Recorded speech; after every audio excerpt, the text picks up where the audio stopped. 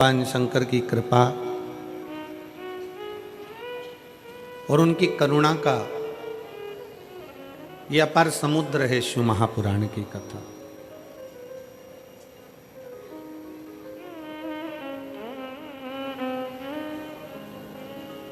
जिसका एक अंश मात्र भी आप और हमको भवसागर से पार उतार सकता। एक लोहे की कील है, उस लोहे की कील को जैसे आप लोग बैठे हो, मान लो ये गंगा जी बह रही है और इधर कोई व्यक्ति लोहे की कील लेकर खड़ा है और उसको उस पार इस लोहे की कील को भेजना। इस लोहे की कील को उसको उस पार भेजना है। लोहे का कीला है, उसको उस पार भेजना है। पानी में छोड़ेगा तो वो लोहे का कीला उस पार चले जाएगा क्या? जम के बोलो जरा, नहीं जाएगा। चतुर क्या करेगा कि उस लोहे के कीले को लकड़ी में ठोक देगा, नाव में ठोक देगा। और लकड़ी में, नाव में जैसे लोहे का कीला ठुका, फिर लकड़ी को पानी में छोड़ा और लकड़ी पार उतर गई, वो लोहे का कीला भी पार उतर गया। बस जैसे वो लोहे का कीला स्वयं पानी से पार नहीं उतर सकता, उसको लकड़ी में ठोकना पड़ता है, नाव में ठोकना पड़ता है, तो वो लोहे का कीला पार उतर जाता है। उसी तरह आप और हम इस भव सागर से पार नहीं उतर सकते, क्योंकि अपन सब लोहे के कीले की तरह हैं। शिव महापुराण में इस दिल को ठोक दो तो बाबा इसको पार कर सकते। शिव महापुराण में इस मन को, इस चित्त को, इस हृदय को लगा लो। शिव महापुराण में इस चित्त को, शंकर की कथा में, भगवान शंकर के एक लोटा जल में, भगवान शंकर के अनुमोदन में, भगवान शंकर की भक्ति में इसको रमा दो। और जिस दिन ये मन, हृदय शंकर की भक्ति में लग गया, समझ लेना कि शिव तुमको मिल गया।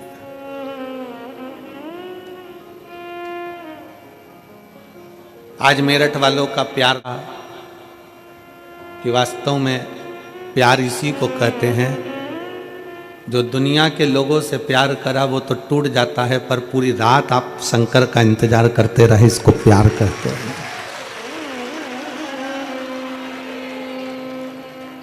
इस कपकपाती हुई ठंड में लोग अपने घर में हीटर में रहते हैं, बहुत ढक कर रहते हैं, कमरे से, घर से बाहर नहीं निकलते।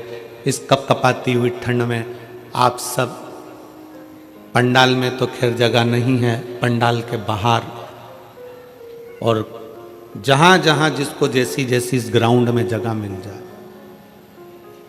और कल जितने शिव भक्त आए थे उससे 1.5 ज़्यादा आज शिव भक्त इस पंडाल के अंदर विराजमान।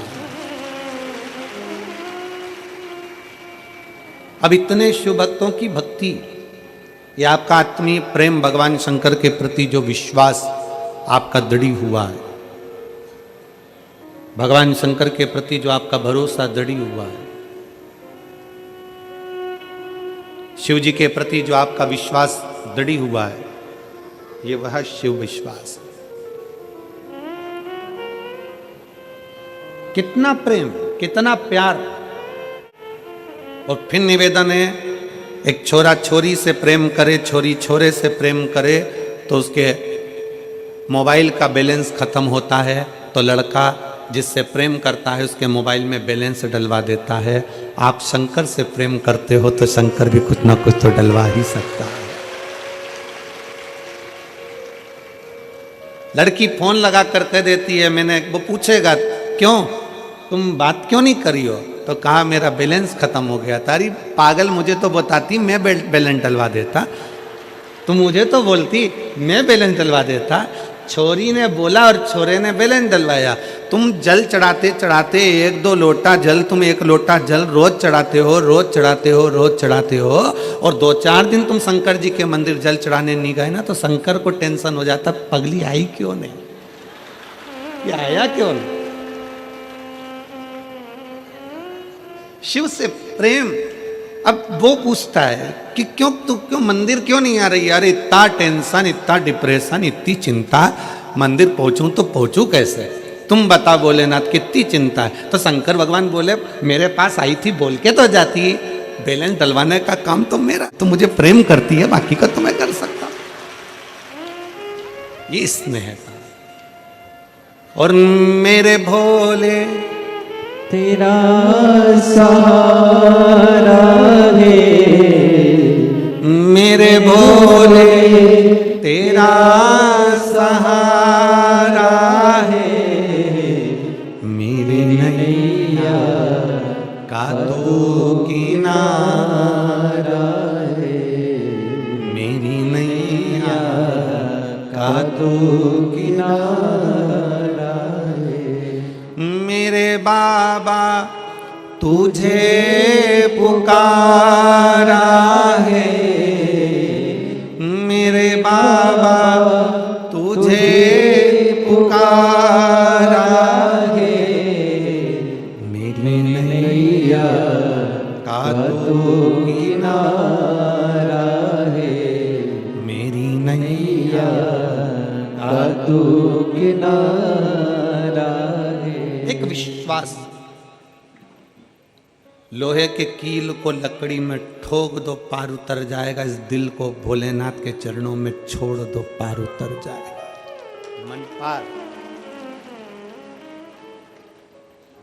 पर दिक्कत तो एक ही खड़ी होती है ना, हमारी इतनी बेकार आदत हो गई है कि हम दिन भर अपने हृदय को, अपने दिल को हम मूंगफली बनाकर रखे। जो आया उसको पेश कर दिया, ले साहब तुम भी खाओ, ले साहब तुम भी खाओ। और लोगों ने दाना दाना खा लिया और छिलका छिलका छोड़ दिया। संसार के लोगों से प्रेम करोगे तो संसार के लोग केवल यही काम करते हैं कि तुम्हारा अंदर का विश्वास निगल जाते हैं, तुम्हारा वैभव निगल जाते हैं, तुम्हारा धन निगल जाते हैं और तुम्हें छिलका समझकर छोड़ देते हैं। फिर कोई दूसरी जगह जाकर मूंगफली को टटोलते रहते हैं। शिव महापुराण की कथा कहती, हमें मूंगफली नहीं बनना, हमें शंकर के चरणों का दास बनना, हमें शिव चरणों का दास बनना, हमें शंकर भगवान की विरल भक्ति को धारण करना है।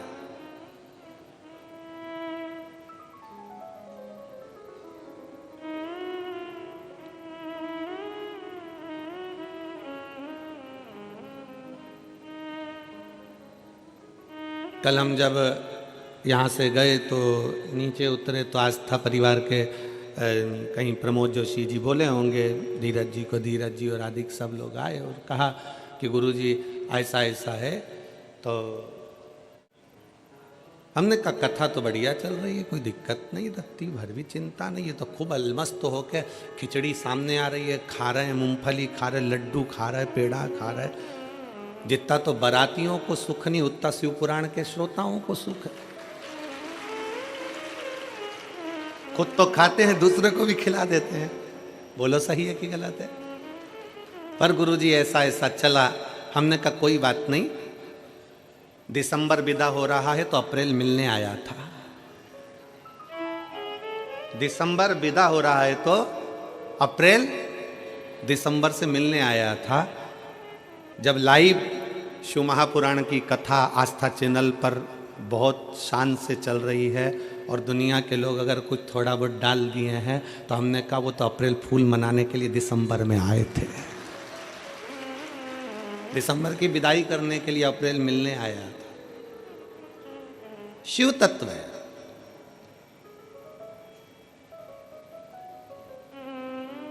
शंकर है।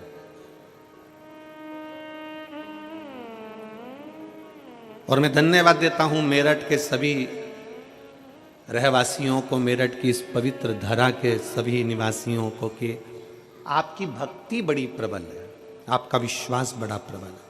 और आप मेरठ वासियों, आप सत्य पर टिकने वाले हो। आपको आपने दूर हटा दिया और सत्य सत्य ही रहता है,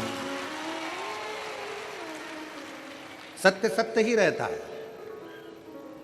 हमने कथा के तीसरे दिन कहा था कि तेवर और जेवर दो घर छोड़ के आना। बोला था कि नहीं बोला था?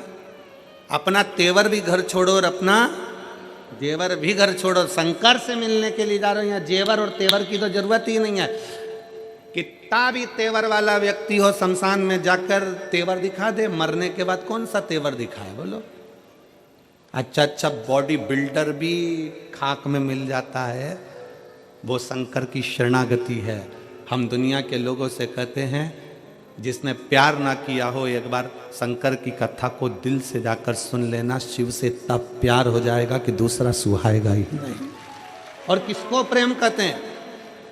शंकर जी के चरणारविंद के प्रति कितना प्रेम होगा जरा विचार करिएगा। आस्था चैनल वालों से कहूंगा, मैं बाहर बैठे हुए जो गाड़ियों में बैठे हुए हैं, ऑटो पर बैठे हैं, छतों पर बैठे हैं, जिन्होंने पूरी रात निकाल दी एक जैसे केवल कथा के लिए, पूरी रात गाड़ियों पर चढ़े चढ़े बैठे रहे, पूरी रात तपतपाती हुई ठंड, कोहरा आज अभी तक खत्म नहीं हुआ। उस कोहरे में, इस तपतपाती हुई ठंड में लोग दिल से कथा का रस तत्व श्रवण करने के लिए पूरी रात इंतजार कर रहे हैं। जरा विचार करिएगा, इसको शंकर का प्रेम कहते हैं, इसको शिव की भक्ति कहते हैं, इसको अविरल भक्ति कहते हैं।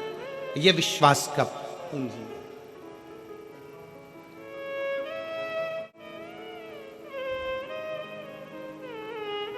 आप और हम भगवान शंकर की अविरल भक्ति में इस चित्त को, इस मन को, इस भाव को अपना उस भगवान कृष्ण के चरण में ले जाकर छोड़ो।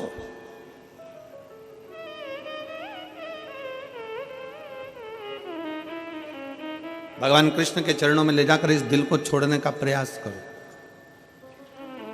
स्वर्ग और नरक दोनों यहीं पर हैं। अनुभव कैसे करोगे? गलत व्यक्ति की संगति में बैठ रहे हो, किसी बेवड़े की संगति में बैठ रहे हो, किसी मदिरा पीने वाले की संगति में बैठ रहे हो, गाली देने वाले की संगति में बैठ रहे हो, कोई झूठ बोलने वाले की संगति में बैठ रहे हो, कोई प्रपंच करने वाले की संगति में बैठ रहे हो, तो समझ लेना कि तुम नरक में बैठ रहे हो। और कोई सत्संगी के साथ में, कोई भगवान के भक्त के साथ अगर आप बैठ रहे हो, कोई अच्छा है, नहीं है शंकर का भगत, नहीं है राम और कृष्ण का भगत, पर दिल का तो कोई साफ हो। अगर कोई हृदय निर्मल मन हो, दिल साफ हो, ऐसे व्यक्ति के साथ बैठ रहे हो, तो समझ लेना कि आप स्वर्ग में हो। नरक और स्वर्ग दोनों अपने ही पास, अपने पास। परिवार में जो संबंध नहीं होता ना, परिवार में जो रिश्ता नहीं होता ना, 7 दिन की कथा में लोग अलग अलग आकर बैठते हैं, अलग अलग लोग बैठते हैं, पहचान भी नहीं रहती, जानते भी नहीं है, पहचानते भी नहीं है, और कथा में जाकर बैठ जाते हैं। आपस में इनका इतना प्रेम हो जाता है, इतना प्रेम हो जाता है कि भोजन भी एक साथ करते हैं, चाय भी एक साथ पीते हैं, लड्डू तिल्ली का भी एक साथ खाते हैं, और बिस्कुट भी एक साथ खाते हैं, और पानी भी एक साथ पीते हैं। इतना प्रेम हो जाता है कि जब 7 दिन की शिवपुराण की कथा हो जाती है तो एक दूसरे को फोन लगाकर पूछते हैं, कैसे हो, बढ़िया हो, आनंद हो। ये संबंध है शंकर का, इसी को कहते स्वर्ग। ये स्वर्ग है। और किसी किसी के तो घर में 10 लोग रह रहे हैं, इधर बड़ी बहू रह रही, छोटी बहू रह रही, मंझली बहू रह रही, सास रह रही, ससुर रह रहा, ननंद रह रही, परिवार में सब रह रहा है। उसके बाद भी घर में इतना क्लेश, घर में इतना क्रोध, घर में इतना अपशब्द, घर में दिन भर गालियां, गलत गलत व्यसन, मदिरा का पान, कहीं गलत गलत सोच, गलत गलत विचार। तो तुम्हारा घर कैसा भी हो, फिर भी वो नरक से कम नहीं। स्वर्ग वाला घर वो होता है जिसमें आप प्रेम से बोल रहे होते हो। स्वर्ग वाला घर वो होता है जिसमें आप प्रेम से रह रहे होते हो।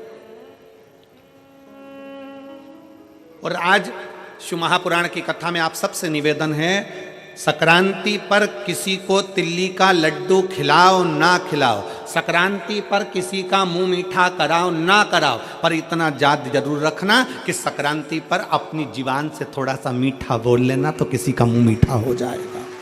अपनी जिह्वा से मिठास परोसिए, अपनी जिह्वा से मीठा देने का प्रयास करिए।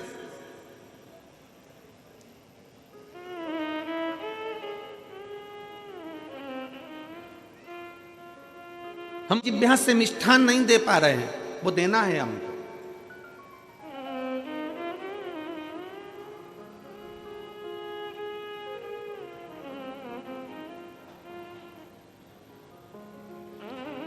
एक महाराज जी ने कथा में पूछ लिया, स्वर्ग कौन कौन जाना चाहता है? सब ने हाथ उठा दिया महाराज जी के कहने पर, जितने बैठे थे सब। आगे 80 साल की बूढ़ी मां बैठी थी, उसने हाथ नहीं उठाया। महाराज जी ने 80 साल की बूढ़ी मां से पूछा, माता जी आप स्वर्ग जाना नहीं चाहती? माता जी बोली नहीं। क्यों? महाराज जी मैं स्वर्ग जाके क्या करूंगी? क्या करूंगी? अगर मेरी ये पड़ोसन सुधर जाए ना तो मेरा मोहल्ला वैसे ही स्वर्ग हो जाए। स्वर्ग हमारे नजदीक में, स्वर्ग हमारे घर में, स्वर्ग हमारे परिवार में, स्वर्ग हमारे अपने कुल के अंदर, अपने घर के अंदर, अपने परिवार में स्वर्ग समाया हुआ है। बस मीठी वाणी से स्वर्ग है, मीठे शब्दों से स्वर्ग है। लड्डू बनाया तिल्ली का, गजक बनाई तिल्ली की, खूब शक्कर मिलाई, खूब गुड़ मिलाया, खूब प्रेम से तुमने लड्डू बनाया। पर कई कई घर ऐसे हैं कि लड्डू बनाने में भी कड़वी वाणी का प्रयोग हो जाता है। लड्डू तो बन रहा है पर आपस में इतना झगड़ा चल रहा है कि लड्डू में भी वो वाणी का असर आ गया। जिसने खाया खाते सी गालियां देना चालू, ट्रांसफर हो गया, लड्डू में ही गाली ट्रांसफर हो गई।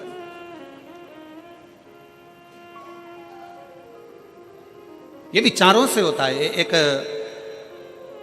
राजा को रात भर नींद नहीं आती थी, बड़ा बेचैन रहता था, बड़ा बेचैन।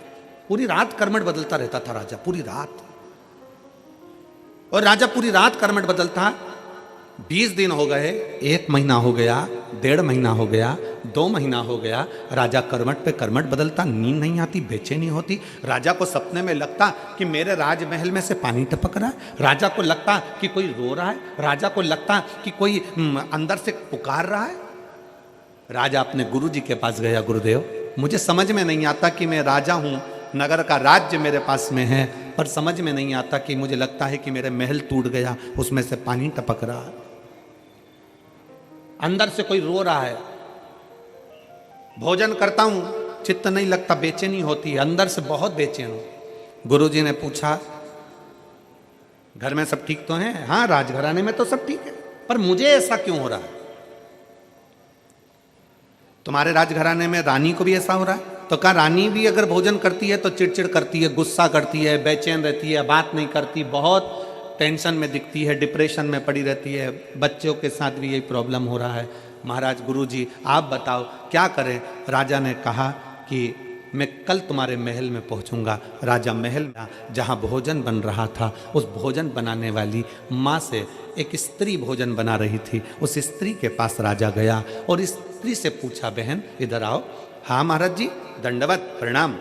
महाराज ने पूछा, ब्राह्मण देवता ने, गुरुजी ने पूछा स्त्री से, तुम्हारा घर कैसा है? अरे महाराज पूछो मत, बारिश आ रही है ना, बारिश में इतना टेंशन है मुझको, मेरे घर में जगह जगह से पानी टपकता रहता है, बर्तन लगा लगा कर आती हूँ, बच्चे बिलखते रहते हैं, रात भर मुझे नींद नहीं आती, मैं बेचैन रहती हूँ, अपने आप को बहुत कोसती हूँ कि कहाँ का जन्म ले लिया, परिवार भी मेरा ऐसे रोते रोते निकल रहा है। बस गुरु ने समझ लिया। गुरुजी ने राजा से कहा, एक काम करो, इस भोजन बनाने वाली का मकान बनवाओ, इस भोजन बनाने वाली का मकान बनवाओ, इस भोजन बनाने वाली के लिए व्यवस्था अच्छी कर दो, फिर देखते हैं क्या होता है। भोजन बनाने वाली का मकान बन गया, व्यवस्था अच्छी हो गई, बच्चों को कपड़े मिल गए, आभूषण मिल गए, भोजन मिल गया। अब भोजन बनाने वाली ने जब भोजन बनाना प्रारंभ करा, राजा उस दिन से खुश रहने लगा, रानी उस दिन से खुश रहने लगी। बड़े दोनों आपस में बैठते बातचीत करते, बड़े प्रसन्न दिखते, चेहरे पर रौनक आ गई, रंगत आ गई, डिप्रेशन समाप्त, नींद जो चिड़चिड़ापन था वो समाप्त हो गया, जो पूरी रात की नींद चली गई थी वो अच्छी से नींद आने लगी। गुरुजी से पूछा, गुरुदेव ऐसा क्या हुआ? हमने तो केवल भोजन बनाने वाली का मकान बनवाया, हमने तो केवल भोजन बनाने वाली का बच्चों के लिए व्यवस्था करी और हमारे को बेचैनी मिट गई। गुरुजी ने कहा, जो भोजन बना रही थी वो दिन भर टेंशन में रे कर आटा उसनती है, सब्जी काटती है, सब्जी बगाड़ती है, और इतना टेंशन लेकर उसने भोजन किया, वो टेंशन खाने के माध्यम से तेरे शरीर के अंदर चले गया और वो चिंता तुझे खाने लगी। वो सुखी हो गई, तू सुखी हो गया। हमारा घर हमारा स्वर्ग है।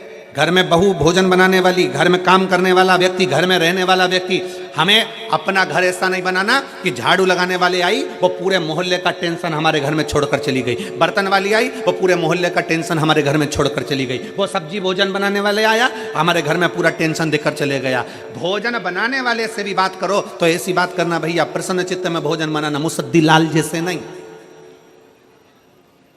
आंख में से आंसू झड़ रहा है, चेहरा उतरा पड़ा है और आटा उसन रही है और अंदर से अपने आप को कोस रही है और वही रोटी किसी ने खाई है और उसका चित्त नहीं लग रहा। इसलिए शिव महापुराण की कथा कहती है घर की बहू, घर की बेटी, घर की माता, घर में रहने वाली जितनी माताएं, तुम्हारे घर में बर्तन मांजने वाले 50 आए, तुम्हारे घर में झाड़ू लगाने वाले 50 आए, तुम्हारे घर में काम करने वाले 50 आए, पर जब आटा उसना जाए, जब रोटी बनाई जाए तो घर की माँ, घर की बेटी, घर की बहू उसको प्रसन्न चित्त में बनाए तो रोटी खाने वाले अपने आप खाएंगे तो घर से क्लेश समाप्त हो जाएगा, चिड़चिड़पन समाप्त हो जाएगा, डिप्रेशन समाप्त हो जाएगा।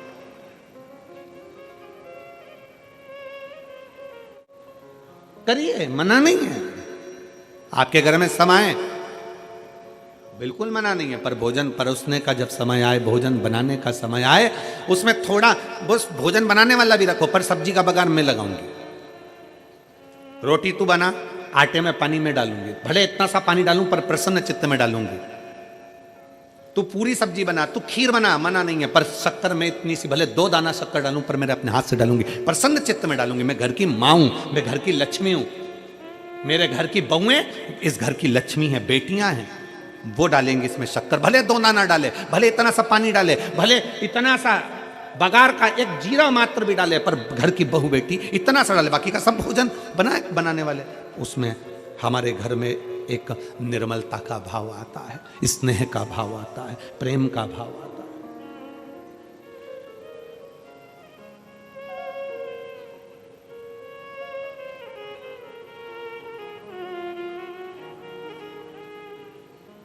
और जहां प्रेम होता है ना, वहां कुछ भी खिला दिया जाए ना तो भी लोगों को बड़ा आनंद आता है। प्रेम जहां पर है वहां कुछ भी खिलाया गया लोगों को आनंद आया। जहां प्रेम ही नहीं है, 56 भोग भी लाकर रख दिए, सीधे अक्रूर जी का चरित्र आता है।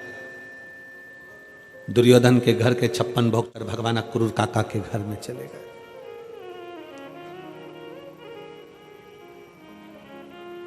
कौन? अक्रूर।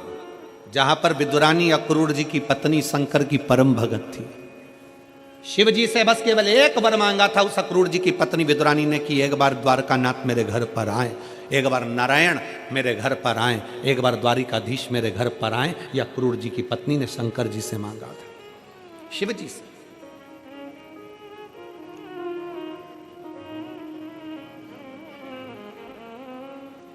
और दुर्योधन के मेवा त्यागे, साग भी दूर घर खाई, सबसे ऊंची प्रेम सगाई, सबसे ऊंची प्रेम सगाई। दुर्योधन के घर के मेवा त्याग कर भगवान कृष्ण द्वारकाधीश अक्रूर काका के घर पर आ जाते हैं। अक्रूर जी की यहाँ बिठाने के लिए नहीं था पलंग, नई पलंग बनी की बनी रह गई, टूटी पलंग पर अक्रूर जी की पत्नी ने भगवान को बिठा दिया।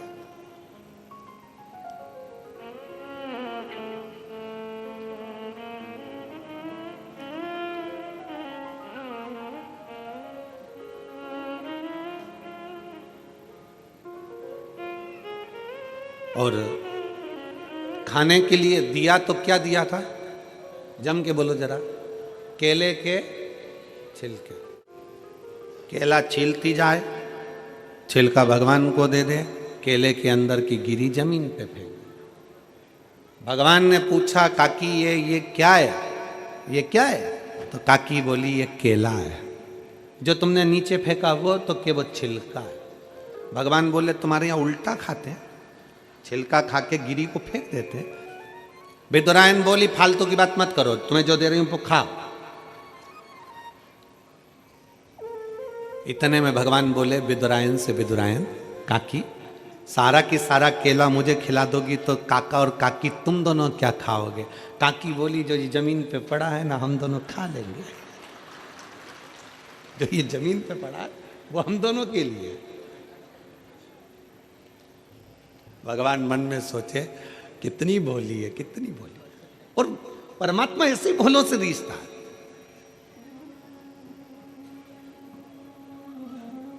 भगवान रीझता भी ऐसो से ही है। भगवान को रिझाने का तरीका भी यही है। एक पत्र है,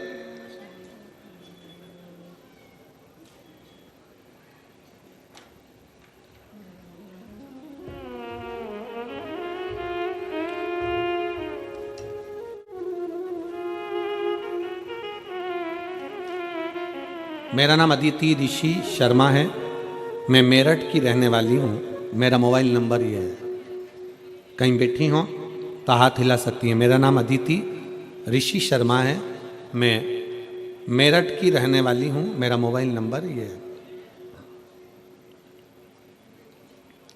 मेरी शादी को 5 साल हो गए थे। मैंने 5 साल से 10 से 11 डॉक्टरों को दिखाया। शादी के 8वें महीने से इलाज शुरू हो गया था, पर खूब पैसा लगाया। 7 से 8 लाख रुपए के नीचे आ गए। सभी डॉक्टरों ने मेरे नसें बंद बताई थी और टीबी की गांठ बता दी थी। इस कारण बस संतान प्राप्त नहीं हुई। नलों का ऑपरेशन भी बताया था। किसी ने मेरी कोख को ऐसा बता दिया कि बंधन कर दिया हो, पर शिव पुराण ये बंधन आदि को नहीं मानते। फिर मेरे को किसी ने कहा कि आप शिव महापुराण की कथा सुनो। हमने कथा सुनना प्रारंभ करी। मैंने 3 बार सफेद आंकड़े की जड़ का प्रयोग किया और मैंने सासू माँ ने पशुपतिनाथ का व्रत किया। दूसरे व्रत के दौरान मुझे गर्भ ठहर गया। गुरुदेव 3 बार गर्भ ठहरा था, तीनों बार 2-2 महीने का गर्भ गिर गया। मैं बहुत टेंशन में पड़ गई। मेरी सासू माँ ने मुझे फिर से आंकड़े की जड़ का पहनने का बोला और मेरी मौसी सीहोर गई, वहां से रुद्राक्ष लेके आई। उन्होंने मुझे बताया तांबे के लोटे में रुद्राक्ष को डालकर उसका जल पीना, महादेव को चढ़ाना, फिर उसके जल को अमृत समझकर पीना। फिर मेरी सासू माँ ने रोज मंदिर जाती, महादेव का जल चढ़ाती, फिर मुझे पिलाती। फिर हम डॉक्टर के यहाँ गए और वहाँ उन्होंने कहा कि बच्चा जरूर होगा, महादेव पर विश्वास करो। और हम बाबा पर विश्वास करते रहे और बाबा की कृपा से मेरा गर्भ तो ठहर गया। गर्भ ठहरा, पर 8वें महीने में मुझे लकवा हो गया। 8वें महीने में मुझे लकवा हो गया और लकवा होने के कारण बस मैं लकवे की दवाई लेने लगी। बच्चे पर असर पड़ेगा ये डॉक्टर बोले। बड़ी टेंशन हो गया। 8वां महीना निकला। बाबा का नाम लेकर बच्चे को गर्भ में रखा और बाबा का नाम लेकर बच्चे का ऑपरेशन द्वारा जन्म हुआ। डॉक्टर कहे थे कि इस बच्चे पर असर पड़ेगा, पर पूरी जांचों में बच्चा स्वस्थ जन्म लिया। मैं बाबा को यहाँ प्रणाम करने के लिए आई हूँ। हमने बच्चे का नाम अथर्व रखा है क्योंकि शिव जी का पुत्र है, शंकर जी ने दिया है। मैं बाबा को प्रणाम करने के लिए आई हूँ। एक लाइन अच्छी लिखी है आप और हम गुनगुनाते हैं। एलईडीओं पर चल रही होगी, आस्था चैनल पर चल रही होगी, आप लोग भी गुनगुनाएं साथ। जब तेरा गुलाम हो गया तब से मेरा भी नाम हो गया। जब से तेरा गुलाम हो गया तब से मेरा भी नाम हो गया। वरना औकात क्या थी मेरी, सबसे बढ़िया है सबसे खरी। भोले बाबा तेरी नौकरी, सबसे बढ़िया ये सबसे खरी। तेरे दरवाजे की चाकरी, सबसे बढ़िया ये सबसे खरी। लकवा होने के बाद भी बाबा पर भरोसा कर कर, शिव के एक लोटे जल पर भरोसा, किसी व्यक्ति पर नहीं।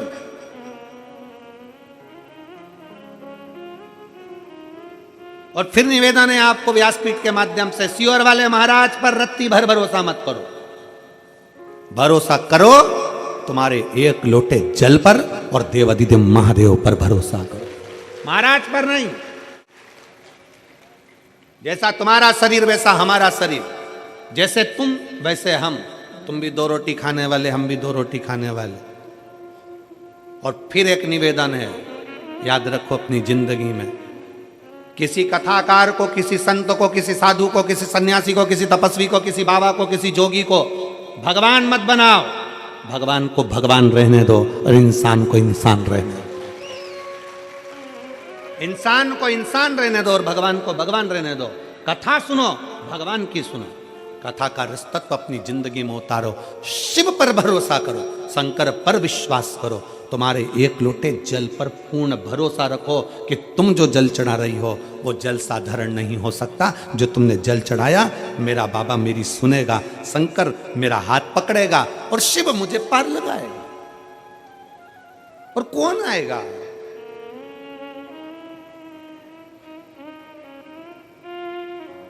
कौन? तुम्हें 2 लाख रुपए की जरूरत है, तुम्हें 3 लाख रुपए की जरूरत है, परिवार वालों के पास जाना है, मुझे 5 लाख की जरूरत है, दोगे क्या? देगा परिवार? जम के बोलो जरा। नहीं। वही 2-3 लाख रुपए के लिए तुम तुम्हारे महाराज के पास जाना, महाराज जी 2-3 लाख रुपए दोगे क्या? नहीं। फिर किसी के पास जाना, तुम दोगे क्या? नहीं।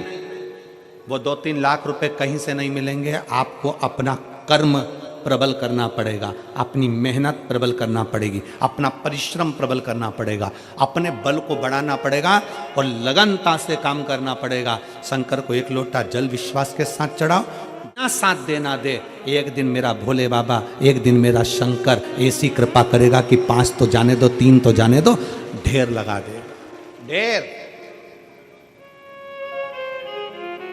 एक बेटी ने एक पत्र लिखा,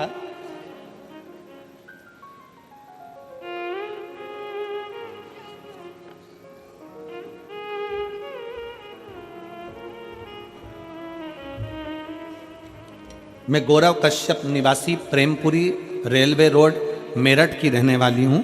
कहीं बैठी हो तो हाथ हिला सकती है, अगर कहीं बैठी हो तो हाथ हिला सकती है।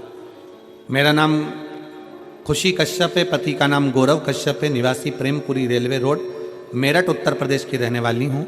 मेरा मोबाइल नंबर ये है। एक लोटे जल का मैं क्या वर्णन करूँ गुरुदेव। मेरी शादी 2022 में हुई थी। शादी के कुछ महीनों बाद मुझे एक ऐसी बीमारी ने घेर लिया, शायद ही देश में 4 से 5% महिलाओं को होती होगी।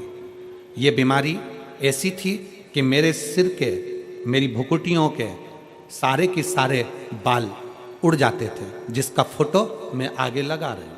पहले 1 नंबर का फोटो आप लोग उस पर देखेंगे, पहले नंबर का फोटो, जिस फोटो में उसके पूरे शरीर के बाल, पूरे केश, सिर के, भुकुटी के सारे के सारे बाल उसके उड़ गए। ये बीमारी कैसी थी, मेरे सिर के सारे बाल उड़ जाते थे, लेकिन गुरुदेव मेरे आईब्रो के भी बाल उड़ गए। परेशान थी, करूं तो क्या करूं। महिला की सुंदरता उसके बालों से होती है, ऐसा कहा जाता है। ऐसी बीमारी को देखकर मेरे पति, पापा, सभी परिवार वाले परेशान हो गए। मेरी बीमारी का इलाज निरंतर रूप से 1 साल तक चलता रहा। मेरठ में ऐसा कोई ही डॉक्टर छोड़ा होगा जिनके पास में इलाज नहीं करवाया हो। जो भी हम कमाते वो सब डॉक्टरों के पास में चला जाता, लेकिन इतना इलाज होने के बाद भी कोई परिणाम नहीं मिला। ऐसे में परेशान होकर मैं अपने फूफा जी से मिली थी। उन्होंने आपकी शिव महापुराण की कथा के बारे में बताया, और तुम रोज अपने फ़ोन में कथा सुने, शिवालय में जाकर 1 लोटा जल चढ़ाओ, उसी जल का घर लाकर उसका आचमन कुंदकेश्वर महादेव के नाम से करो, उसी जल को सिर पर भी लगाओ। इसी बीच मेरे पापा सीहोर में गए और वहाँ जाकर मेरे लिए प्रार्थना करी। मेरी बेटी की शादी अभी नई हुई है, उसे इतनी बड़ी बीमारी हो गई, बाबा आप कुछ कृपा करो, बीमारी से मुक्त करो।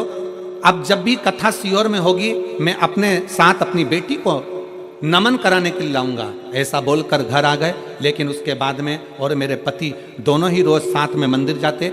ऐसा करते हुए मुझे 3 महीने गुजर गए और मेरे महादेव बाबा ने अपनी कृपा बरसाना शुरू कर दी। आज मैं पूर्ण तरह से ठीक हो गई, मेरे पूरे सिर के बाल भी आ गए और मेरी आईब्रो भी वापस आ गई और बाबा की कृपा हो गई। ये शिव तत्व। अब दूसरा फोटो देखिए जिसमें उसके केश और वापस आ गए भुकुटी। ये दूसरा फोटो शिव तत्व है। कहीं बैठी हो तो एक बेलपत्र लेने के लिए आ सकती हूं। मैं यजमान परिवार को धन्यवाद देती हूं जिन्होंने मेरठ में हमें शिव महापुराण कथा सुनने का मौका दिया। मैं गोयल जी और बंसल जी आपको साधुवाद देता हूं उसके लिए बहुत बहुत। लाइन अच्छी लिखी है, आप और हम गुनगुना लेते हैं एक बार। खाली ना जाता कोई दर से तुम्हारे, खाली ना जाता कोई दर से तुम्हारे, मैं भी खड़ी हूँ नन्ही बाहें पसारे, अपने हृदय से लगा लो गिरा जा रहा हूँ, उठा लो भोले अपने दर से अब तो ना टालो, गिरी जा रही हूँ, उठा लो। शंकर भगवान को 1 लोटा जल शिवजी से करी हुई प्रार्थना, शंकर से करा गया विनय खाली नहीं जा सकता। शंकर की इस पंडाल में बैठकर सुनी हुई शिव महापुराण की कथा खाली नहीं जा सकती। वो दिए बिगर नहीं देती जरूर।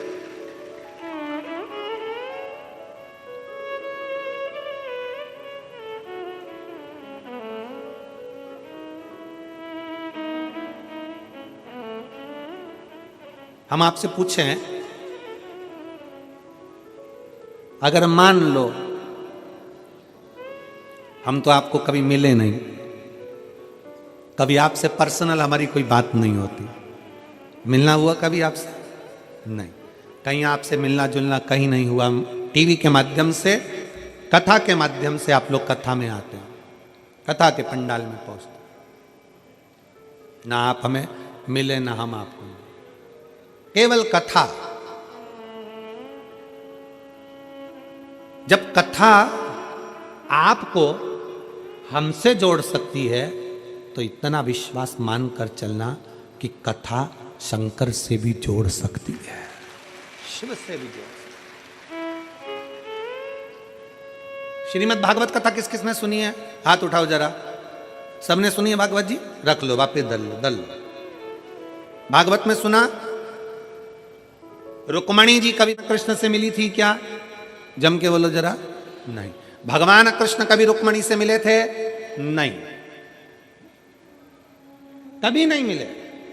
बस रुक्मणी जी अपने पिता भीष्मक जी के पास में बैठती थी और कोई राजभवन में आता था राजा भीष्मक के पास, तो वहां आकर कहते थे हमने द्वारकानाथ के बारे में ऐसा सुना है, हमने कृष्ण के बारे में ऐसा सुना है, हमने कृष्ण के बारे में ऐसा सुना है। रुक्मणी जी ने मन से कृष्ण को वर लिया।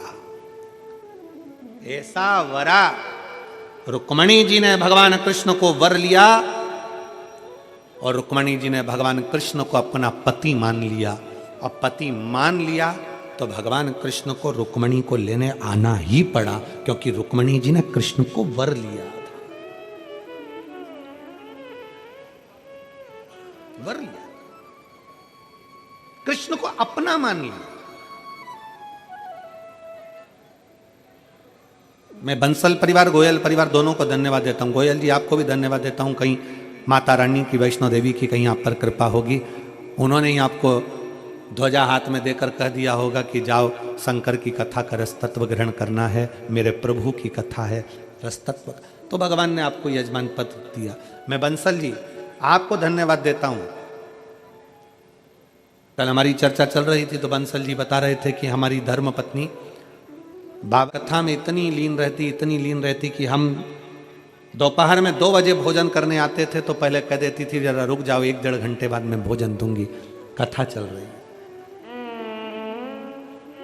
हमने उसकी कथा की रुचि को देखते देखते अपने घर पर 5 बजे के बाद आना प्रारंभ करा भोजन करने के लिए, क्योंकि वो कथा में लगी रहती थी। फिर उन्होंने जिद करा कि हरिद्वार में कथा हो रही है महाराज, हमको लेकर चलो, पर कोई घर में कार्य आ गया था जिसके कारणवश अम्मा नहीं पहुंचे। इतनी रोई बाबा को याद कर कर कि कुछ भी हो जाए एक बार मेरठ में बाबा जरूर पधारो, और वो शिव की कृपा आ।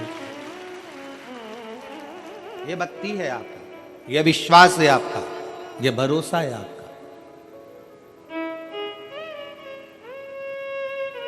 कल एक गलत मैसेज लोगों के बीच में डाल दिया गया कि भगदड़ हो गई, ये हो गया, वो हो गया, गलत मैसेज लोगों का। जितने शिव भक्त बैठे थे उन सब के घरों से लोगों के पास में फोन आया, जब उन्होंने दिल से कहा कि हम तो कथा सुन रहे हैं, पंडाल में बैठे हैं, खूब तिल्ली का लड्डू खा रहे हैं, बाबा का गुणगान गा रहे हैं, कोई कमी नहीं,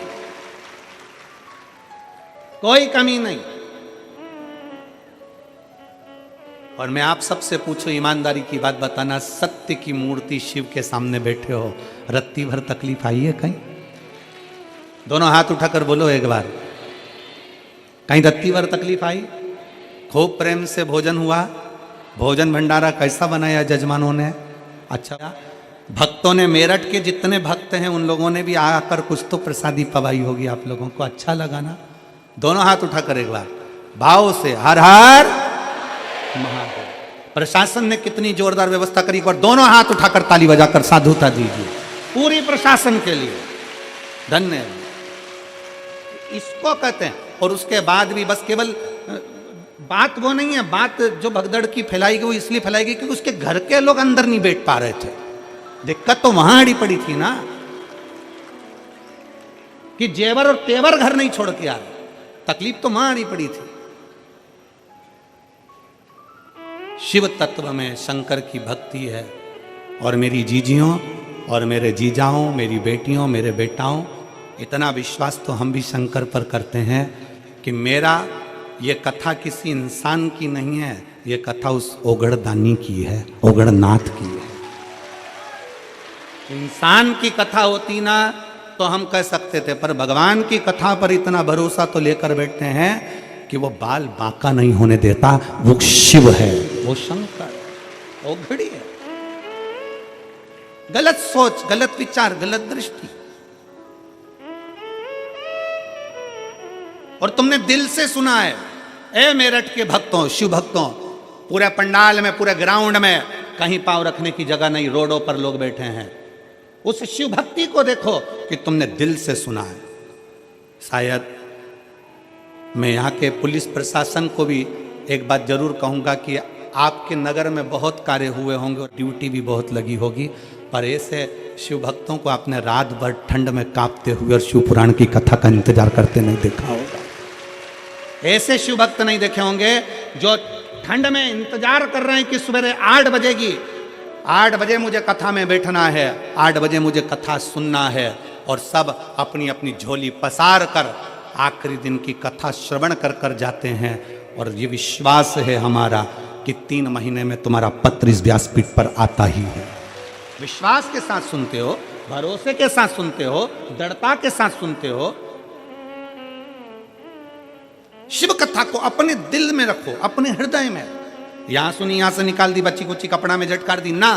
शंकर की कथा सुनने के लिए आए हो तो दिल रखकर, और वैसे तो आप सब इतने भाव रखकर, अगर भाव नहीं होता तो रात भर ठंड में कौन कांपता है यहाँ? रात भर ठंड में कौन बैठता है यहाँ? आपका विश्वास दृढ़ था, आपका भरोसा पक्का था, इसलिए शंकर जी की इस अविरल कथा को आप श्रवण कर। और खाली ना जाता कोई, सब बोलो जितने पंडाल में बैठे हो, दर से खाली ना, दर से मैं भी खड़ी हूँ नन्ही बाहें बसा, अपने हृदय से लगा लो, लगा लो राजा रहा हूँ, उठा लो भोले अपने दर से, अब तो ना टालो, गिरी जा रही हूँ, उठा लो। एक विश्वास रखकर शंकर को पाइए। पार्वती जी ने विश्वास रखा था, अक्रूर जी की पत्नी, उनका विश्वास था। विदुर जी की पत्नी, विदुर जी के दरवाजे पर भगवान आए और विदुरानी केले का छिलका दे रही है। विदुर जी की पत्नी केले का छिलका दे रही है और भगवान विदुर जी की पत्नी का केले के छिलके को भी प्रेम से पाते हैं। विदुर जी की पत्नी जब विदुरायन देती केले का छिलका, क्योंकि विश्वास था। रुक्मणी जी से भगवान कृष्ण कभी नहीं मिले, भगवान कृष्ण से रुक्मणी जी कभी नहीं मिली, पर रुक्मणी ने अपने कथा में सुन रखा था कि कृष्ण ऐसे हैं, उनको पाने की ललकता बढ़ गई। कथा जब इंसान तक पहुंचा सकती है तो कथा तुम्हारे मन की बात शंकर तक भी पहुंचा सकती है, उससे कह सकती है। एक अक्षत का दाना एक विश्वास से शिव अपने हो जाते। रुक्मणी जी ने भगवान कृष्ण की कथा सुनी तो कृष्ण उनको मिल गए। शिव महापुराण की कथा सुनना मतलब शंकर को अपना बना लेना और अपन शंकर के हो जाना। हम शिव के हो जाएं और शिव हमारे हो जाए।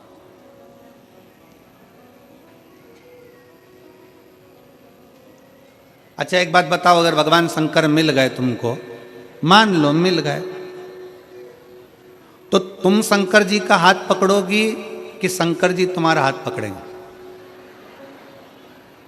हैं? शंकर जी हाथ पकड़े अपना, अपन तो एक लोटा जल पकड़े और भोलेनाथ अपना हाथ पकड़े। अपन शंकर का हाथ पकड़ेंगे। 13 जनवरी से कुंभ का मेला प्रारंभ हो रहा है।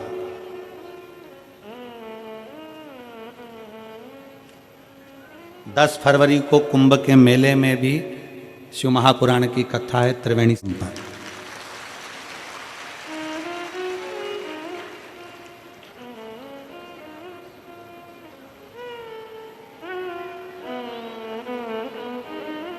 कुंभ का एक नजारा तो तुमने मेरठ में ही देख लिया। आ जाओ।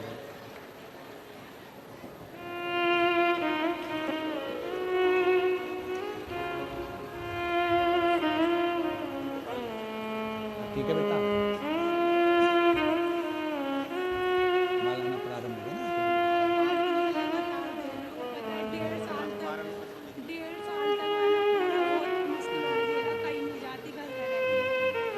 अब तो ठीक है बस।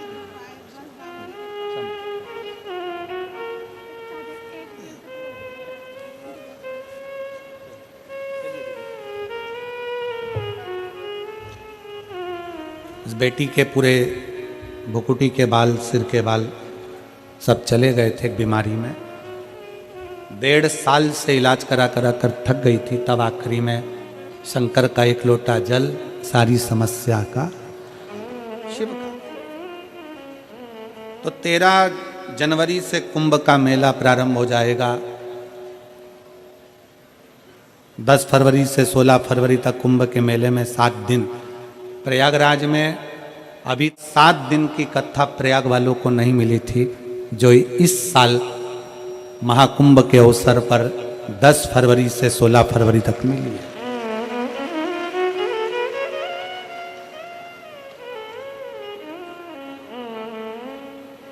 नहाने तो तुम लोग जाओगे कुंभ, तो 2 काम तुम्हारे हो जाएंगे। एक तो शिव पुराण सुन लोगे, त्रिवेणी का घाट हो जाएगा, कुंभ का स्नान हो जाएगा और बाबा की कथा।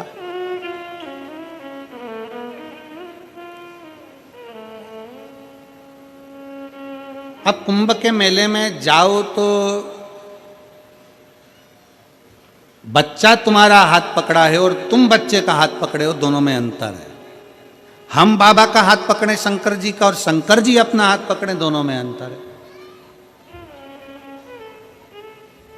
हम शंकर जी का हाथ पकड़ेंगे तो हो सकता है कि भीड़ में हाथ छूट जाए, पर जब बाप अपने बच्चे का हाथ पकड़ता है तो कितनी भी भीड़ हो छूटने नहीं देता। वो पिता है, जगत का दाता।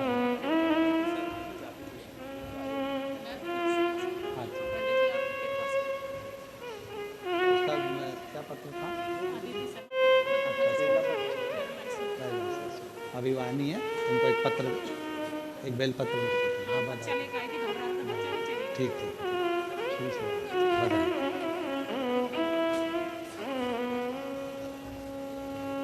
हम अपना हाथ भगवान शंकर को पकड़ा दें, हम शिव के हो जाए और शिव हमारा।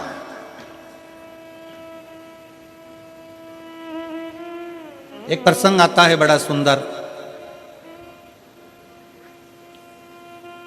विनायक का सिर कट गया था और पार्वती जी गंगा जी से प्रार्थना करती हैं कि गंगा तू मेरी बड़ी बहन है, गंगा तू मेरी बड़ी बहन है। पार्वती जी कहती हैं गंगा मेरे बेटे का सिर कट गया, अगर गंगा मेरे बेटे का अगर मस्तक वापिस जुड़ गया तो तुझे 1.25 लाख दीप का दान करूंगी मैं, 1.25 लाख दीप दान करूंगी। और भगवान ने ऐसी कृपा करी कि विनायक के सिर पर, धड़ पर हाथी का मस्तक लगाकर भगवान ने जोड़ दिया। अब माता पार्वती जी ने शंकर भगवान से विनय करी कि प्रभु चलो दिया लगाना है अपने को गंगा जी के घाट पर। शंकर भगवान बोले तो मेरे सामने लगा दे, गंगा तो मेरे सिर पे। वो फिर वही वाली लाइन आ गई ना कि सारे तीर्थ धाम आपके चरणों में, हे भोलेनाथ प्रणाम। 33 कोटि देवता शंकर के शिवलिंग में है। सारी देवियां, 64 योगनियां, सारी माताएं शंकर के शिवलिंग में है। सारे नाग, किन्नर, गंधर्व, पितर, अप्सरा सब शंकर के शिवलिंग में है। सारे ग्रह राहु, केतु, शुक्र, शनि सब शंकर के शिवलिंग में है। एक लोटा जल जब हम शंकर जी को चढ़ाते हैं तो हमें कहीं जाने की जरूरत नहीं पड़ती। सारे तीर्थ धाम आपके चरणों में, हे भोलेनाथ प्रणाम। शिव जी को जल चढ़ाना मतलब सारे तीर्थों का आनंद प्राप्त कर लेना। अब कई लोग कहते हैं गुरुजी एक लोटा जल हम शंकर जी को चढ़ाते हैं, उनका आचमन करते हैं, इसमें इतना क्या बला जाता है? आखिर शंकर के चढ़ाए गए जल में ऐसा क्या है कि वो अमृत बन जाता है, रोग मुक्ति हो जाती है, शरीर ठीक हो जाता है? शिव के चढ़ाए गए जल में ऐसा है क्या? शंकर के चढ़ाए गए जल में ऐसा क्या फल है? उसमें सारे देवताओं का वास है, सारी औषधियों का वास है। शंकर को महामृत्युंजय कहा गया, जो मृत्यु को भी जीत सकता है। महामृत्युंजय शंकर, सब कुछ उसमें बसा है। कहा, पार्वती जी ने कहा नहीं भोलेनाथ जी चलो गंगा जी के घाट पर दीप दान करना, 1.25 लाख दीप। शंकर भगवान के चल। पार्वती जी बोली गणेश जी को भी लेके चलना है, क्योंकि दीप दान तो उसी के लिए, उसको भी लेकर। गणेश जी को बिठा दिया दूर, गंगा जी बह रही इधर, शंकर जी को बिठाया उधर। शंकर जी से कहा तुम दिया लगा लगा के दो, मैं छोड़ती जाती हूँ। दीपदान करने का नियम होता है, जहाँ दिया बहकर जाता है ना उधर देखकर दिया नहीं छोड़ा जाता। जहाँ से नदी बहकर आ रही है ना, अगर नदी इधर से आ रही है तो दीपदान करने के लिए हमें उधर मुँह करना पड़ता है, नदी की ओर। जहाँ बहकर जा रहा है उधर नहीं देखते, जहाँ से बहकर आ रही है उधर देखकर दिया छोड़ा जाता है। शंकर जी पीछे बैठे, पार्वती जी को दिया देते जाए, पार्वती जी छोड़ती जाए। पीछे गणेश जी बैठे थे, वो भी खसक खसक के धीरे धीरे धीरे धीरे गंगा जी में पांव डालकर बैठ गए पीछे। अब इधर पार्वती जी उधर मुंह, शंकर जी का उधर मुख, गणेश जी का इधर। शंकर जी दिया लगा कर दें, पार्वती जी गंगा जी में छोड़े, गंगा जी में बहता हुआ गणेश जी के पास पहुंचे, गणेश जी सूंड से पकड़ के वापिस रख ले।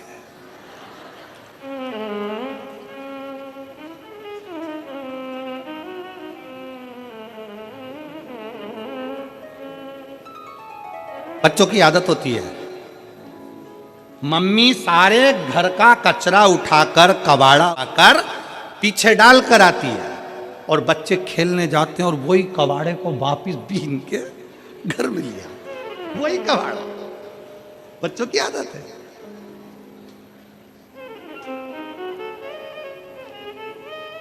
और फिर मम्मी चिल्लाएगी, मैंने एक टूटी गाड़ी पीछे पटक दी थी, मैंने सामान पीछे पटक दिया, कौन लेकर आए?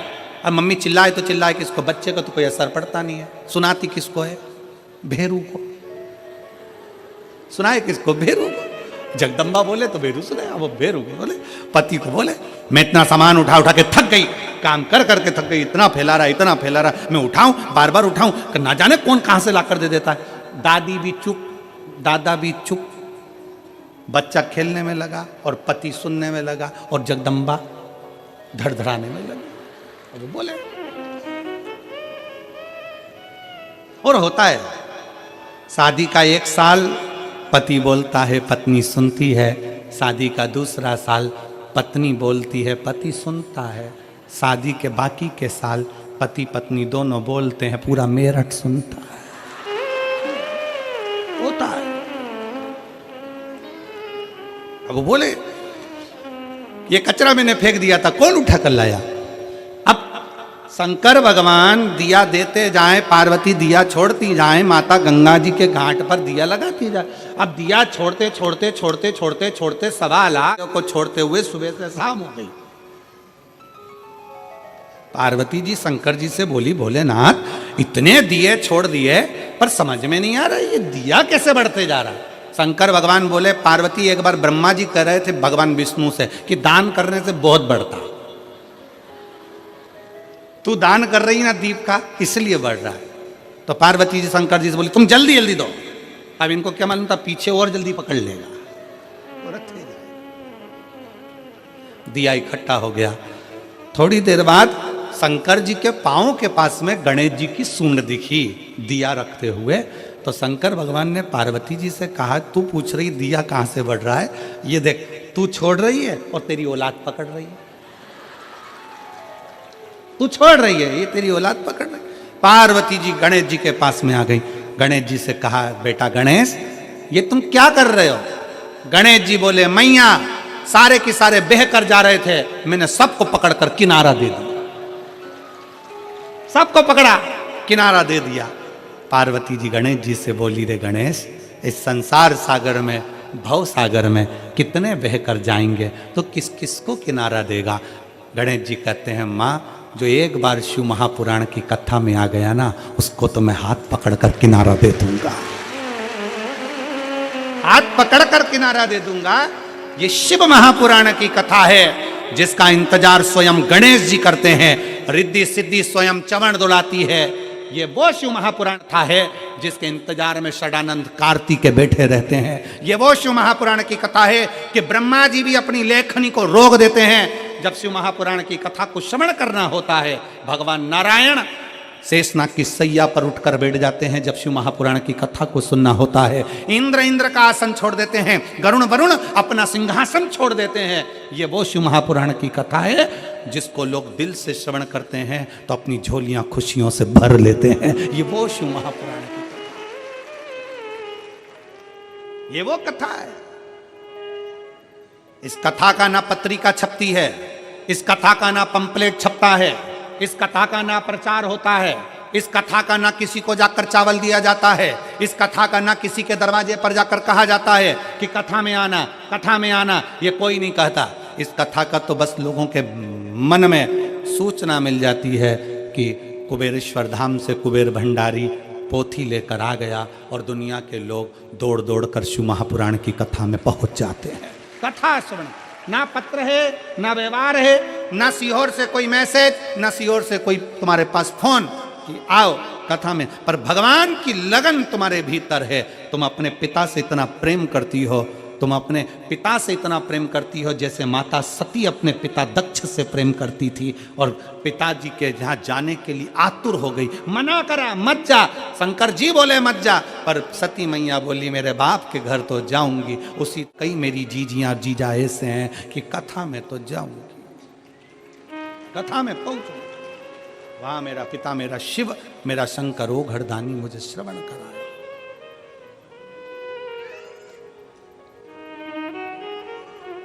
और जरूरी है जी, शिव तत्व जरूरी है। शंकर, शिव महापुराण की कथा कर रही है, भगवान शंकर का चरित्र कर रहा है। रुक्मणी जी का जैसे भाव भगवान शंकर को, भगवान कृष्ण को पाने का था, वैसा ही भाव आपका होना चाहिए। हम शंकर के और शंकर हमारा हो जाए। भगवान शंकर के नयन अश्रु से एक बालक ने जन्म ले लिया था जिसका नाम अंधकासुर था। अंधकासुर जन्म लेते से ही भगवान शंकर ने कह दिया इसको समुद्र में फेंक दे। पार्वती जी कहती मेरा बेटा है, आपके द्वारा प्रकट हुआ है, ये आपके द्वारा प्रकटा है, मैं इसको कैसे फेंक दूं? नहीं, पार्वती इसको फेंक दे समुद्र के अंदर। पार्वती जी बोली नहीं, मैं अपने पुत्र को नहीं फेंक सकती। पार्वती जी कहती है आपके द्वारा प्रकटा है प्रभु, ये आपका पुत्र अंधकासुर है, मैं इसको कैसे फेंक दूं? पार्वती फेंक दे इसको। नहीं, मैं नहीं फेंक सकती, मैंने इसको स्वीकार करा। स्वीकार, एक पत्र है, उस पत्र में लिखा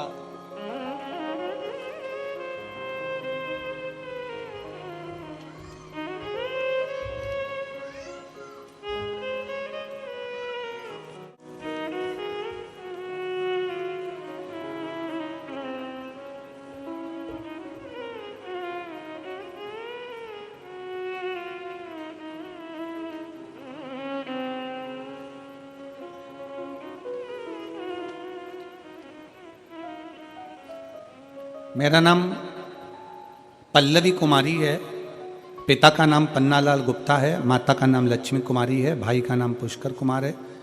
मेरा कहीं बैठे हों तो एक बेलपत्र लेने के लिए आ सकते हैं। इसमें गांव का नाम कहीं लिखा नहीं है।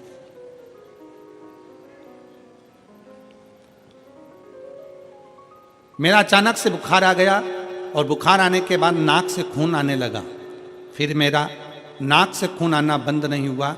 तब मैं चंडीगढ़ के अस्पतालों में दिखाया, उन्होंने रेफर कर दिया। एम्बुलेंस के साथ पीजीआई अस्पताल में गई तो वहाँ पे डॉक्टर ने देखा और दवाई डाला। फिर मेरा नाक से खून आना बंद हो गया। फिर 2 दिन बाद कान एवं नाक से दोनों जगह से लगातार खून बहने लगा। फिर हमने कई अस्पतालों में दिखाया तो उन्होंने दवाई दिया, पर नाक का और कान का खून बंद नहीं हुआ। परेशान हुए। तब आखिरी में शंकर के मंदिर में जाना प्रारंभ किया। बाबा नंदी के पास बैठकर जल चढ़ाकर आचमन करना प्रारंभ करा और उस आचमन का जल पीना प्रारंभ करा। बाबा ने आज मुझे ठीक कर दिया, मेरे नाक और कान से खून आना बंद हो गया। मैं बाबा को प्रणाम करती हूँ। एक और बड़ा सुंदर लिखा है, पता है दादूपुर, गौतम बुद्ध नगर। मेरा नाम सोनी है, मेरे पत्नी का नाम गुड़िया है। गुरुदेव, एक लोटे जल का मैं क्या वर्णन करूं? मेरी पत्नी 6 साल से बीमार थी, सारे डॉक्टरों का दवाई का इलाज कराया परंतु आराम नहीं मिला। फिर मेरी बुआ जी ने बताया कि शंकर की कथा टीवी पर आती है, सुनो, आप उसको सुनना प्रारंभ करो। मेरा बेटा भी आर्मी की तैयारी 4 बार से कर चुका था, 4 साल से परेशान था, पर उसका हो नहीं रहा था। भर्ती में मेरे बेटे ने मुजफ्फरनगर भरा, पर उसमें मार्कशीट फर्जी बताकर हटा दिया गया। दूसरी भर्ती में फिर सहारनपुर भरा, जिसमें डॉक्टरी परेशानी बताकर हटा दिया गया।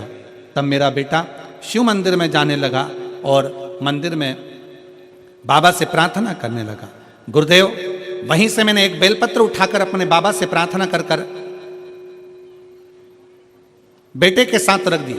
और गुरुदेव, अब मैं बाबा को धन्यवाद देने के लिए आया हूं कि आज मेरा बेटा सरकारी नौकरी, आर्मी में, फौज में नौकरी कर रहा है, जिसका फोटो मैंने लगाया है। कहीं बैठे हों तो एक बेलपत्र लेने के लिए आ सकते हैं। शिव तत्व की प्राप्ति, शंकर की कृपा, आपका विश्वास। पार्वती जी कहती हैं अंधकासुर तुम्हारा पुत्र है। भगवान शंकर कहते हैं सुन पार्वती, जैसे इन पत्रों में कहा गया, पार्वती शंकर स्वयं करें। पार्वती मृत्यु लोक में जन्म लेने वाला, संसार सागर में पैदा होने वाला, जन्म लेने वाला मनुष्य जलचर, थलचर, वायुचर। कोई पशु है, कोई पक्षी है, कोई जीव है, कोई जंतु है, सब मेरी ही संतान है, सब मेरी औलाद है। प्रभु, तो फिर आपको तो अंधकासुर को संभालना चाहिए, आपको अंधकासुर को संभालना चाहिए। भगवान शंकर कहते हैं, पार्वती, संसार सागर में जन्म लेने के बाद मनुष्य अपने कर्म को भोगता है। जब दुख की घड़ी होती है, जब मुझे पुकारता है, तो मैं उसके दुख को मिटाने के लिए उसके दरवाजे पर पहुंचता हूं। पार्वती, जब सुख रहता है ना मनुष्य के पास में, तब वो मेरा स्मरण नहीं कर पाता, तब मेरा स्मरण नहीं कर पाता। शिव महापुराण की कथा कहती है, सुख में भी अगर परमात्मा का भजन किया जाए तो दुख करीब में आता ही नहीं। पर हम भगवान का मंदिर कब पकड़ते हैं? जब दुख की घड़ी आती है, दुख की घड़ी।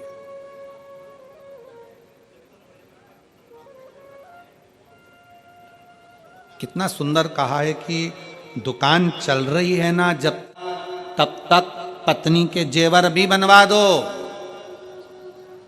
दुकान चल रही है तब तक मकान भी बना लो। नौकरी पर हो, सर्विस में हो, ड्यूटी पर हो, तुम्हारी नौकरी चल रही है, जब तक रिटायर नहीं हो रहा है तब तक प्लाट खरीद लो, मकान बना लो, जेवर बना लो, आभूषण बना लो। बच्चों का ब्याह भी कर दो, जब तक रिटायर नहीं हो रहा है तब तक। जब तक दुकान चल रही है तब तक प्लाट लो, मकान बना लो, जमीन जायदाद सब कर लो। और जब रिटायर हो जाओगे उसके बाद फिर नहीं कर पाओगे। दुकान अभी चल रही है तो फिर प्लाट ले लो, जेवर बना लो, दुकान नहीं चलेगी फिर नहीं कर पाओगे। उसी तरह अभी शरीर चल रहा है तो शिव पुराण सुन लो, रिटायर हो गए तो कहां सुन पाओगे। शरीर चले तब तक भगवान के मंदिर जाओ, एक लोटा जल चढ़ाओ। शरीर चले फिर निवेदन है, श्वास चले तब तक भगवान का भजन करो। शरीर चले तब तक परमात्मा के दरवाजे जाते रहो। और ना जाने फिर ये शरीर चलेगा नहीं चलेगा। सबको आज के जमाने में एक एक नई नई बीमारियां हो गई, कहीं घुटना दुखे, कहीं कमर दुखे। महाराज नीचे बैठा नहीं जा रहे। अब तुम बताओ कहां बैठूं? तो हमने कहा ऊपर। कहां बैठूं? बहुत तकलीफ महाराज, घुटना में तकलीफ, कमर में तकलीफ, आंखों में तकलीफ। कौन है जिसको तकलीफ नहीं? दुख तो शरीर में कष्ट तो आता है, धीरे धीरे धीरे धीरे चलता आएगा। फिर तुम्हारे वो हरियाणा वालों के यहां से एक भजन निकला था ना, भजन कर भरी जवानी में बुढ़ापा किसने देखा रे। हरियाणा का ही भजन है ये। उत्तर प्रदेश वालों को याद होना चाहिए, तुम्हारे तो बाजू में ही हरियाणा लगा हुआ है। और बुढ़ापे में क्या है इसमें? बुढ़ापे में है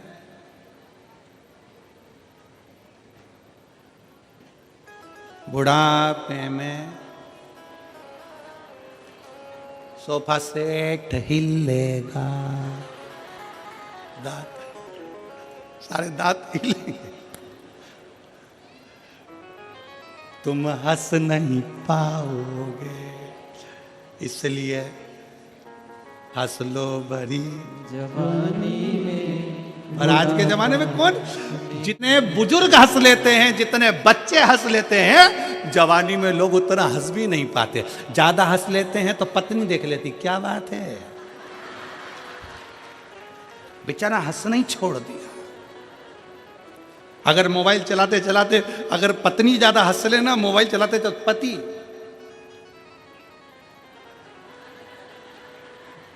हंस रहे, बेचारा बचपन में हंस ले, बुढ़ापे में हंस ले, पर जवानी में, शादी में भी अगर पति गया है ना तो बेचारा मुसद्दी लाल जैसा रहेगा।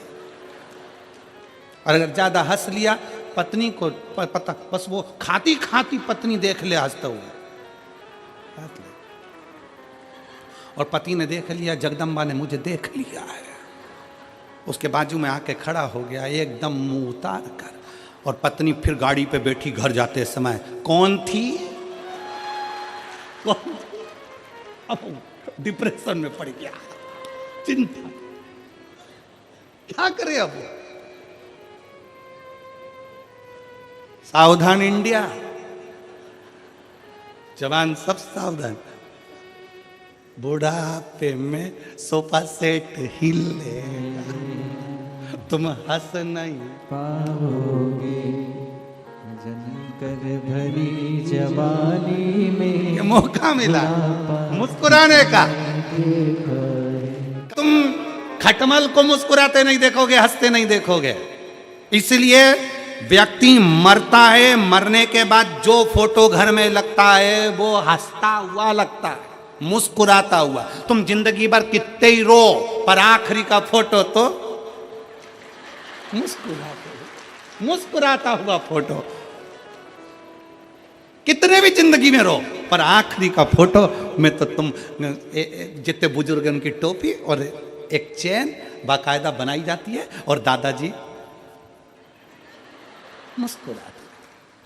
मुस्कुराते। तो फोटो में मुस्कुराने से अच्छा है ओरिजिनल जिंदगी में मुस्कुरा कर जियो, ये मौका फिर नहीं मिलने वाला। मुस्कुरा, बोल बम का नारा है, सारी समस्या का हल श्री शिवाय। मुस्कुराओ, ये जीवन फिर ना मिलने वाला, कहां मिलेगा? पार्वती, सब मेरे हैं, सबको मैंने अपना बना कर रखा है। अंधकासुर को तू फेंकिया समुद्र के अंदर, पार्वती जी कहती है तुम्हारा पुत्र है। शंकर भगवान कहते हैं पुत्र तो है, पर ये मेरे विचारों से मिलता हुआ नहीं है, छोड़ इसको। समुद्र में डाल दिया अंधकासुर को, हिरण्याक्ष ने उसको पकड़ लिया। हिरण्याक्ष के प्राण वराह भगवान ने ले लिए। तब अंधकासुर का राज्य आ गया। अंधकासुर शासक बनकर बैठ गया। पताल में, तला में, रसातल में जब शासक बनकर बैठा, तब अंधकासुर ब्रह्मा जी का तप करा और ब्रह्मा जी से वर मांगा, ना नीचे मरूं, ना ऊपर मरूं, ना अंदर मरूं, ना बाहर मरूं, ना अस्त्र से मरूं, ना शस्त्र से मरूं, ना दिन में मरूं, ना रात में मरूं। इस तरह के वर मांगने के लिए आतुर हुआ। अंधकासुर ने जैसे ही वर मांगना चाहा, भगवान ब्रह्मा जी ने कह दिया देखो मृत्यु निश्चित है, वो तो तुम्हें मरना ही पड़ेगा। पर बुद्धि थी, अंधकासुर की चित्त वृत्ति थी, तो अंधकासुर ने कह दिया मैंने सुना है। अंधकासुर ने विचार करा, ना मेरा पिता है ना मेरी माँ है, मैं तो समुद्र में जन्मा हूं, तो ना मेरे माता ना मेरे पिता। तो अंधकासुर ने कह दिया एक काम करो, अगर मरना मेरी किस्मत में लिखा है तो मैं मरूं उस दिन जिस दिन मैं अपनी माँ को गलत दृष्टि से देख लूं। अंधकासुर को यह नहीं मालूम था कि पार्वती जी ने तेरे जन्म के समय पर तुझे गोदी में लिया था, तो तुझे बेटा कहा था और वो तेरी माँ हो गई थी। पुत्र भाव से देख लिया था। जिस दिन मैं अपनी माता को गलत दृष्टि से देखूं उस दिन मेरे प्राण छूटे। अंधकासुर ने वर मांग लिया ब्रह्मा जी से, ब्रह्मा जी ने वर दे दिया। ठीक है तथास्तु। समय आया, अंधकासुर का शासक बढ़ता गया। बहुत उपद्रव करे अंधकासुर ने, क्योंकि उसको मालूम था मरने वाला तू नहीं।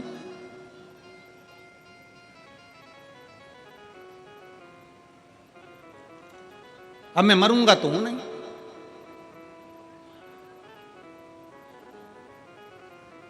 बस मन के अंदर बात पकड़ ली, करा उपद्रव, बहुत करा। इतना उपद्रव अंधकासुर ने करा कि आखिरी में अंधक ने अपने द्वारपालों से कहा कि मुझे विवाह करना है, जो दुनिया की सबसे सुंदर स्त्री है उसको लेकर आओ। द्वारपालों ने कहा जो बहुत सुंदर है वो तो शंकर जी के साथ रहती है। क्या नाम है? पार्वती। अंधकासुर ने कहा वो बूढ़े जोगी, वो भस्म रमाने वाला, जटाजूट बांधने वाला, गले में सर्पों की माला पहनने वाला, कानों में ततैया का बिच्छू धारण करने वाला, मस्तक पर त्रिपुंड धारण करने वाला पार्वती जी उनके साथ रहती है, उसको मैं अपना बनाऊंगा। मां को गलत भाव से व्यक्त कर दिया। गया कहां रहती है पार्वती? कैलाश पर। कैलाश पर पार्वती जी कहां रहती हैं? जम के बोलो। कैलाश। देवी जी कहाँ रहती है? तो किसी ने कहा वैष्णो देवी में रहती है, कटरा में रहती है, कोई कहे ज्वाला में रहती है, कोई कहे मनसा में रहती है, कोई कहे कांगड़ा में रहती है, कोई कहे चिंतपूर्णी में रहवे, कोई कहे हिंगलाज में रहवे। कहाँ रहती है देवी? शिव महापुराण की कथा कहती है, भगवान शंकर का चरित्र कथा है, देवी कहाँ रहती है? शिव कथा कहती है संसार की जितनी माताएं हैं उन माताओं के अंदर देवी का एक अंश विराजमान रहता है शक्ति के रूप में। देवी कहां रहती है? शक्ति के रूप में माताओं के भीतर विराजमान।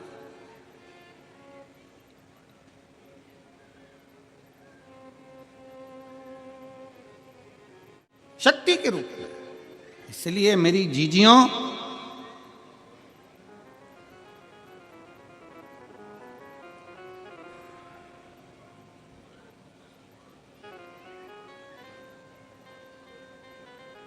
मेरी माताओं, मेरी बेटियों, इसलिए शास्त्र कहता है कि घर की स्त्री को, घर की बेटी को, घर की नारी को तन पर ऐसे वस्त्र पहनना चाहिए कि धन को भी धक्का ना लगे और धर्म को भी धक्का ना लगे। घर की स्त्री को, घर की नारी को, घर की बेटियों को ऐसे वस्त्र पहनना चाहिए कि धन को भी धक्का ना लगे और धर्म को भी धक्का ना लगे, हमारे सनातन धर्म को भी धक्का ना लगे। ऐसा वस्त्र ना पहनिएगा जिससे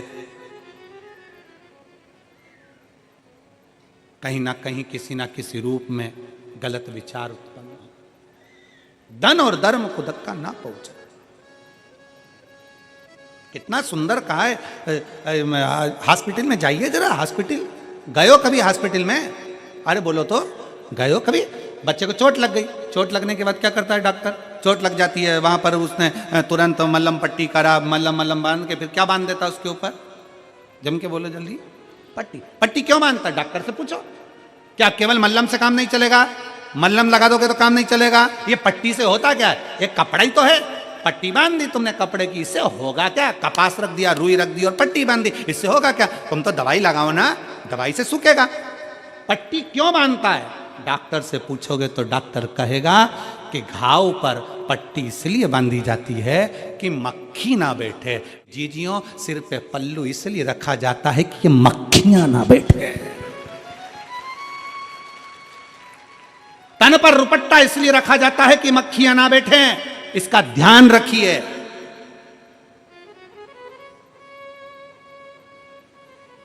घाव पर मक्खी बैठेगी तो घाव सड़ा देगी। और ये गलत मक्खियां संसार में बहुत सारी हैं, बहुत मक्खियां। इन मक्खियों से बचने के लिए तन पर एक रुपट्टा, सिर पर एक पल्लू होना जरूरी है, बहुत जरूरी।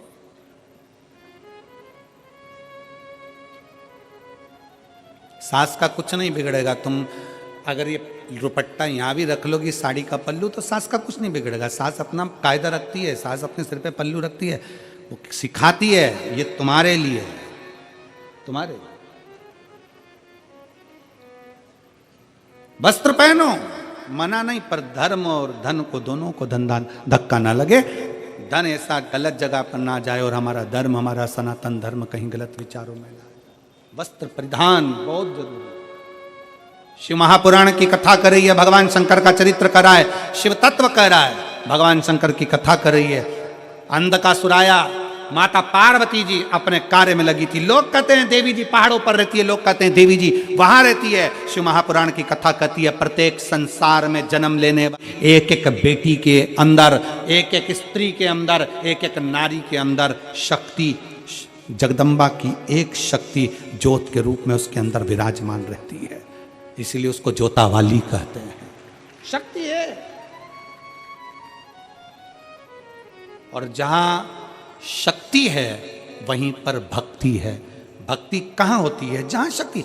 अब पति से कह दो तुम एक बार करवा चौथ का व्रत कर ले, पति से क्यों? और पति से क्यों तुम भी चलनी में मुंह देखो मेरा। पति से बनेगा? जम के बोलो जरा, नहीं बन सकता। पति से कह दो हरतालिका तीज का व्रत कर लो, नहीं बनेगा।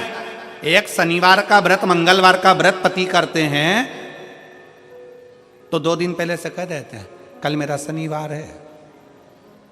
पत्नी कहती है मुझे मालूम है आज शुक्रवार है, मुझे मालूम है। और पत्नी याद रखती है, पति भले शनिवार का व्रत भूल जाए पर पत्नी नहीं भूलती है, क्योंकि उसकी शक्ति में भक्ति होती है। जो स्त्री व्रत कर सकती है, जो नारी व्रत कर सकती है, जो बेटियां व्रत कर सकती हैं, जो कन्याएं व्रत कर सकती हैं, वो पुरुष नहीं कर सकता। जो तप साधना नारी कर सकती है वो पुरुष नहीं कर सकता, क्योंकि उसमें शक्ति भी है और उसमें भक्ति, दोनों का समावेश है उसके अंदर, दोनों का।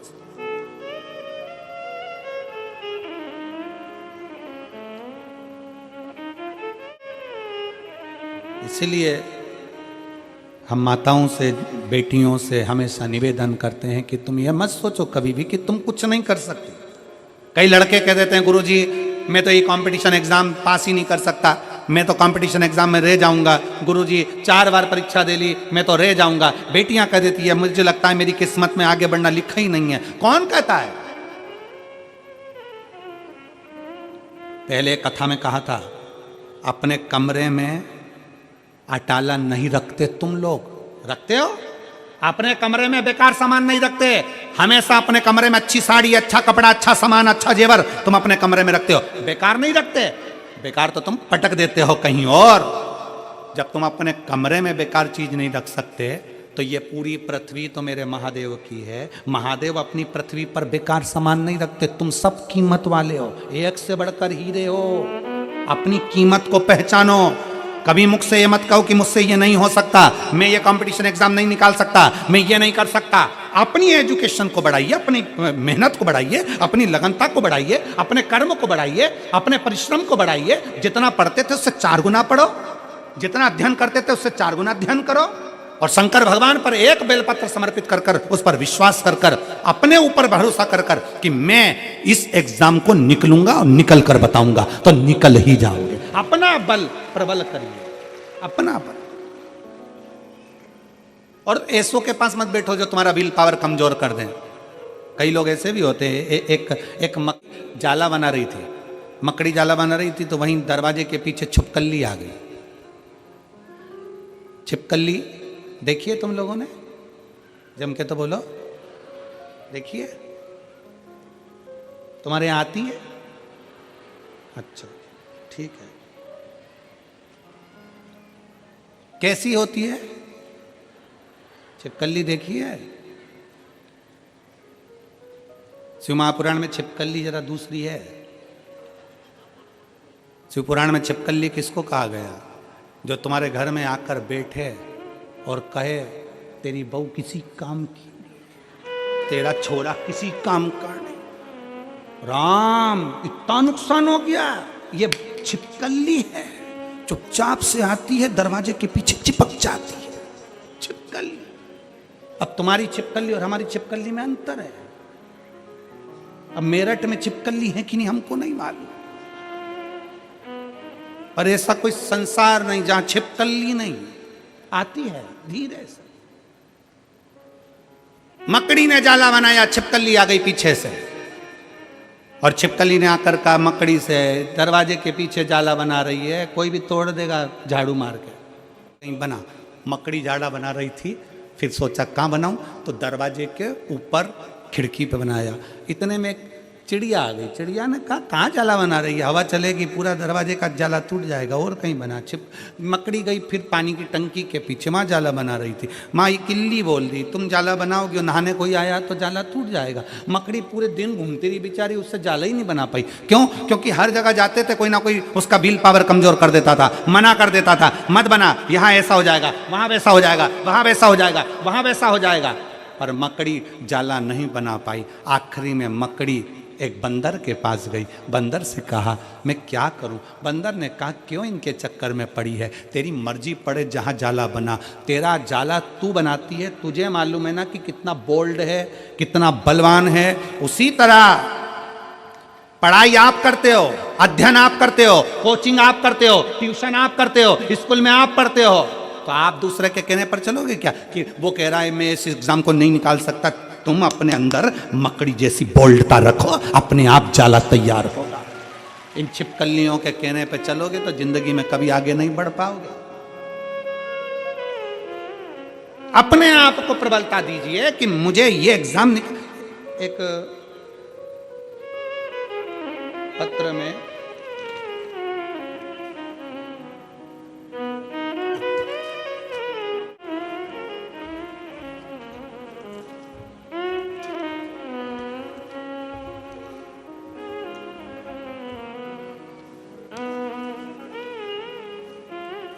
एक पत्र में एक बेटी ने लिखा, पुलिस में नौकरी करती है। अगर वो हो यहां पर पत्र ढूंढूं हम।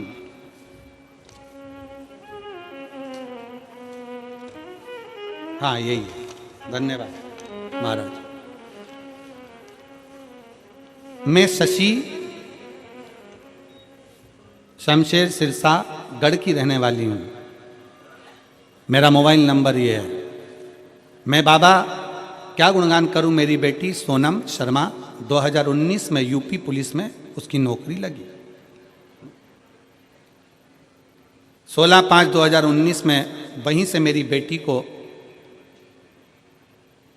कंपटीशन एग्जाम और खेल में उसकी रुचि रहती है। बेटी ने मन में विचार करा, क्या मैं गोल्ड मेडल जीत सकती हूं?